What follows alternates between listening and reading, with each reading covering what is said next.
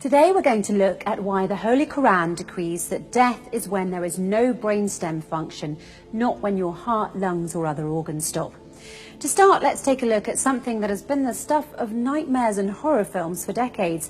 It's the story of some poor soul who, for whatever reason, has been declared dead and buried 6 feet under, but they're still alive. Now, if you think this story can only happen in a horror movie, you'd be dead wrong, pun intended. One look at recent stories right from the news proves it. A woman who gave birth 3 months after she was pronounced dead, another who was still alive when she was put into a body bag in the morgue and subsequently froze to death. Why do these horrific cases exist? Because of this alarming fact, there are no universal guidelines for doctors when it comes to declaring a person dead. Yes, you heard that correctly. Even among doctors, the definition of death isn't fully agreed upon. You're dead when a doctor says you're dead. A person can be pronounced dead if their heart stops, but they can also be revived in many cases. People can also be kept alive with machines, even though their brainstem has 0% functionality. In 2013, a study showed that in cases where CPR is used, it should be administered for at least 38 minutes. Because a person can still be revived for that amount of time with no lasting brain injury in many cases.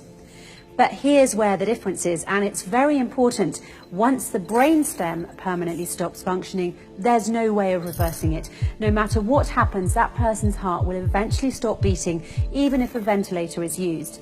The most important fact to remember about the brain is this: it bestows upon us the one thing that makes us truly human: consciousness. With that fact in mind, the irreversible loss of consciousness can and should be defined as death, and vice versa. Now here's another fact that might surprise you. When you sleep, your brainstem is inactive, and there are those who argue that sleep is also a loss of consciousness due to the inactivity of the brainstem effector neurons when a person is sleeping. The brainstem also becomes inactive when a person dies, causing a loss of consciousness as well. While they might seem like identical definitions, there's one difference. Loss of consciousness during sleep is reversible, while loss of consciousness due to death is irreversible. And it's for this very specific reason that doctors, when declaring a patient dead, should limit their declaration to the state of the brainstem and nothing else. In effect, as the Holy Quran pointed out 1400 years ago, sleep is like death and death like sleep. Verse 1, it is He, Allah, who takes your souls by night when you are asleep and has knowledge of all that you have done by day. Then He wakes you up again, that a term appointed, your life period, be fulfilled. Then in the end unto Him will be your return. Then He will inform you what you used to do. Verse 2, Allah, God, takes the souls at the time of their death and that which has not died in its sleep.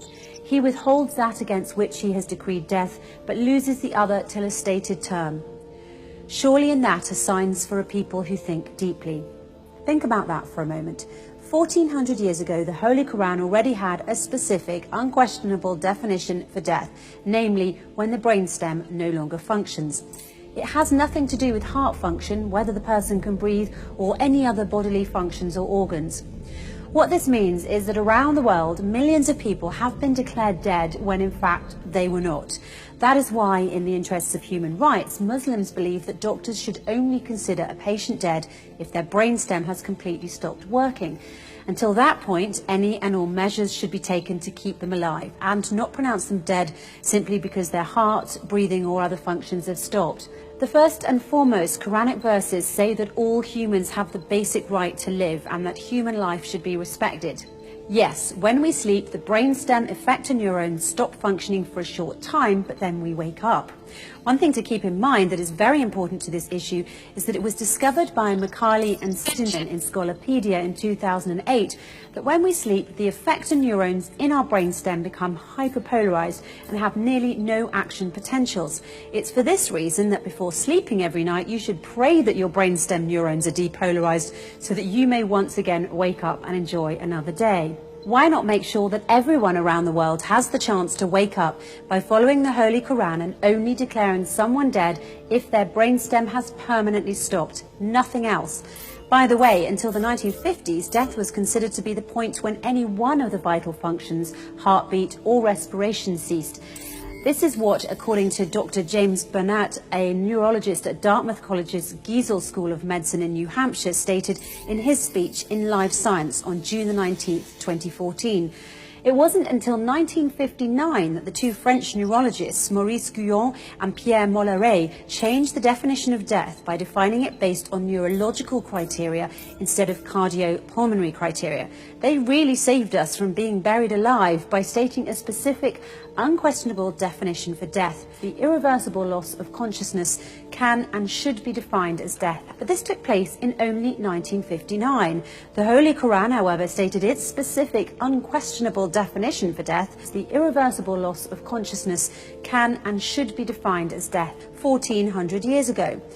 In order to truly respect human life, we need to agree on a universal definition of death.